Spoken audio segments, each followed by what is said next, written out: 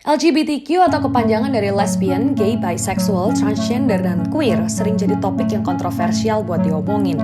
But hari ini gue akan bahas soal LGBTQ ini genetik atau faktor lingkungan ya.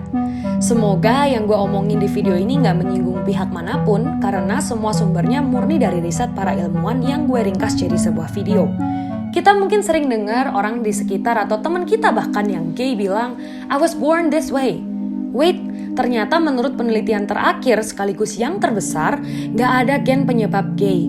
Di tahun 2019, studi yang diterbitkan di Science Magazine melakukan survei ke 500 juta orang dari Amerika dan Eropa. Studi ini menyatakan orientasi seksual seseorang gak bisa ditentukan hanya dengan satu gen. Ahli berpendapat LGBTQ terjadi karena faktor lingkungan. Kalaupun ada faktor genetik, itu nggak disebabkan oleh satu gen, tapi kombinasi dari banyak gen.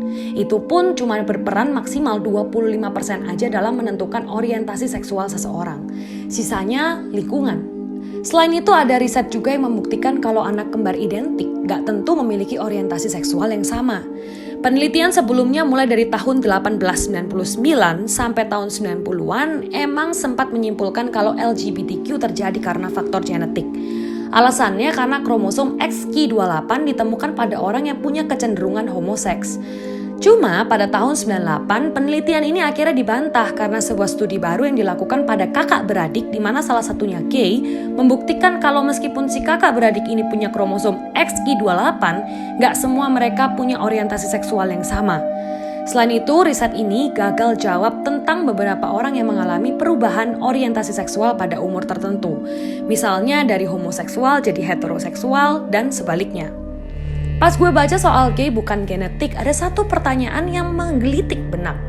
Yaitu kalau memang bukan genetik, kenapa banyak dari teman gue yang gay bilang kalau mereka sadar mereka beda sejak kecil?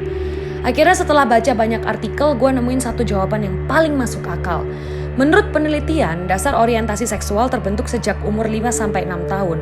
Di sini, faktor sosial seperti hubungan kita dengan orang tua, keluarga seperti apa yang kita punya, ekspektasi keluarga, moral, kultur, dan budaya menjadi faktor kuat yang menentukan orientasi seksual kita di masa kecil. Nah, karena faktor seperti inilah akhirnya seseorang merasa kalau dirinya gay sejak kecil dan mulai berpikir, mungkin gay adalah genetik. Video ini dibuat bukan untuk memusuhi saudara-saudara kita yang LGBTQ, tapi justru kita sama-sama mengasihi mereka. Jadi kalau lihat dari fakta-fakta tadi, LGBTQ masih bisa disembuhkan.